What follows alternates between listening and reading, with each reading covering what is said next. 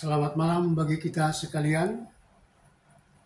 Bapak Ibu yang dikasihi oleh Tuhan Yesus, tiba saatnya kita akan merenungkan sebagian daripada firman Tuhan yang menjadi penghantar kita sebelum kita beristirahat malam. Namun sebelumnya marilah kita berdoa. Bapa di surga, terima kasih jika saat ini kami masih diberi Tuhan kekuatan, kesehatan. Kami boleh memuliakan nama Tuhan dari seluruh keberadaan kehidupan kami. Sebentar kami akan merenungkan sebagian daripada firman-Mu, Tuhan yang menguasai hati pikiran kami, sehingga kami dapat memahami dan juga melakukan apa yang Tuhan kehendaki dalam kehidupan kami. Dalam nama Yesus kami berdoa dan mengucap syukur. Amin. Ya, Bapak Ibu yang dikasihi oleh Tuhan kita Yesus Kristus, adapun firman yang akan kita renungkan bersama diambil dari Ibrani pasalnya yang ke-11 ayat 13 hingga 16. Demikian firman Tuhan.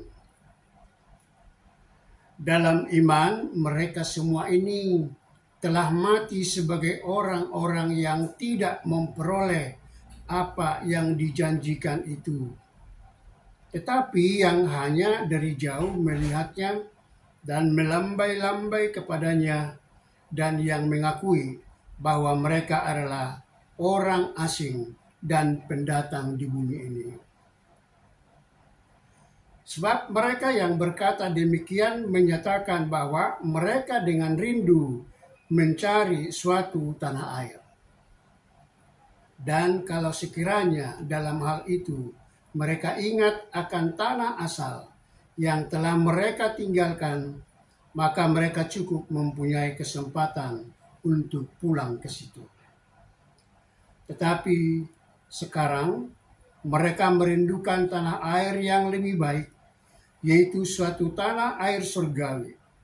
Sebab itu Allah tidak malu disebut Allah mereka, karena Ia telah mempersiapkan sebuah kota bagi mereka.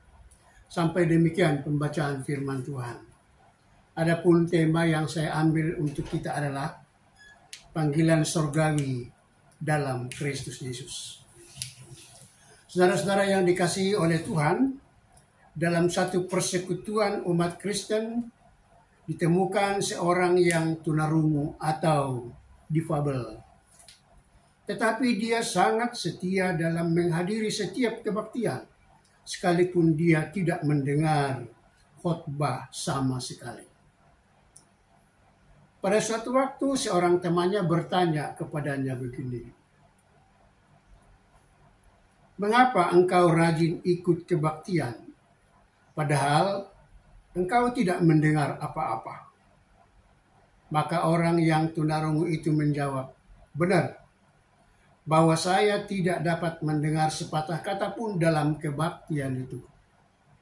Tetapi saya selalu pergi, sebab saya mau agar orang lain mengetahui di pihak mana saya berada," katanya.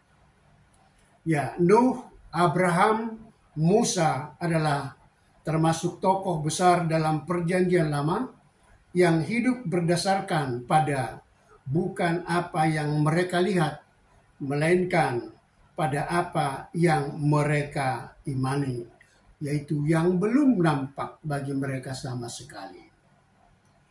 Nuh pada zamannya disebut orang sebangsanya sudah gila dia.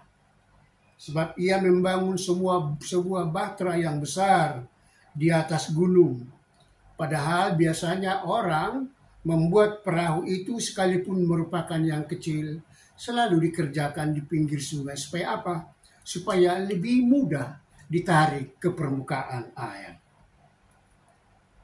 Namun Nuh tidak peduli dengan ejekan itu.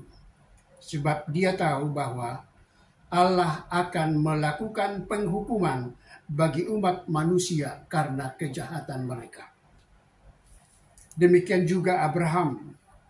Ketika Tuhan Allah memanggil dia supaya keluar dari rumah bapaknya Terah dan pergi menuju suatu negeri yang akan ditunjukkan oleh Tuhan, maka dia pun berangkat dengan membawa istrinya Sarah dan Lot ponakannya, tanpa memikirkan harta yang sepatutnya dia warisi dari bapaknya yang sangat kaya itu.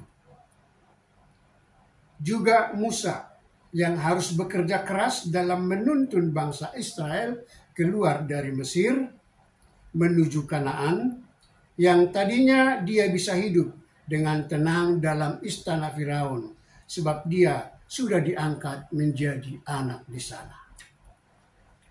Saudara-saudara yang dikasihi oleh Tuhan, Nuh, Abraham, dan Musa mati. Seolah-olah mereka tidak memperoleh apa-apa, sementara pengorbanan yang mereka lakukan sudah melampaui kemampuan daripada manusia biasa. Mereka kelihatannya hanya sebagai penyambung antara manusia dengan Allah. Sebab mereka ingin manusia semakin mengenal Allah dan membawa sebanyak-banyaknya manusia kepada Allah. Mereka juga ingin agar nama Tuhan Allah semakin dipermuliakan dan diimani, sehingga nama Tuhan makin diagungkan dan ditinggikan. Seandainya Nuh menolak perintah Allah, itu adalah haknya. Atau Abraham kembali ke rumah bapaknya, itu juga adalah haknya. Dan bila Musa menolak panggilan Allah, juga adalah merupakan haknya. Yang menjadi pertanyaan, apa yang membuat mereka melakukan perintah Allah, mau pergi tanpa mengetahui kemana tujuannya, bahkan menerima ikut Tuhan sekalipun harus mengalami banyak kesusahan?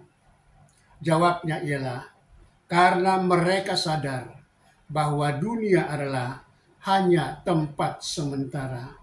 Mereka adalah warga sorgawi, di mana Allah yang menjadi pemimpin mereka dan yang patut diikuti.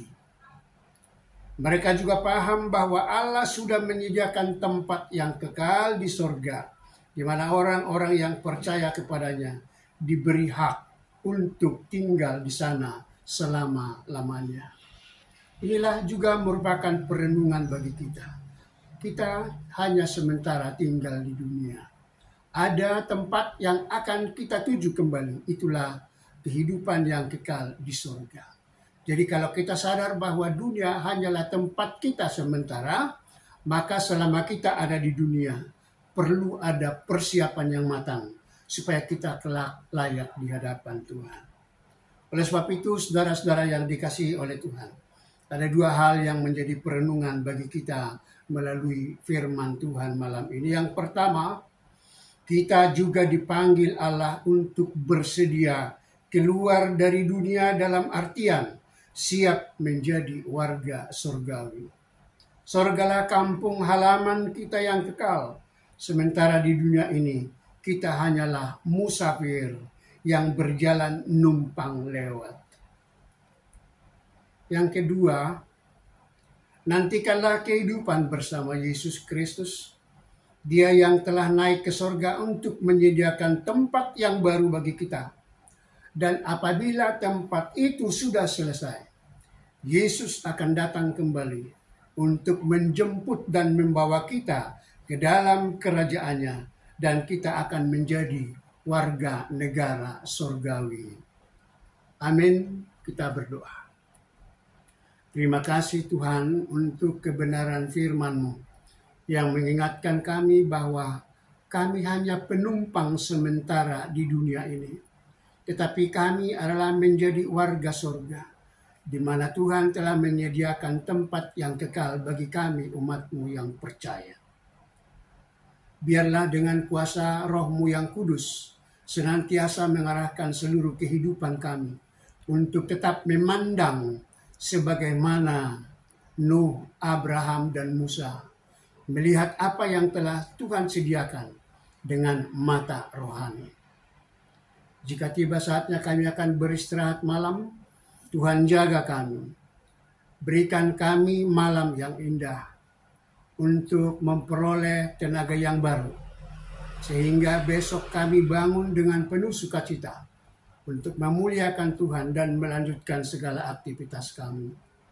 Inilah doa kami Bapa di surga, ampuni dosa kami dan dengarkan doa kami di dalam nama Tuhan Yesus. Amin. Horas.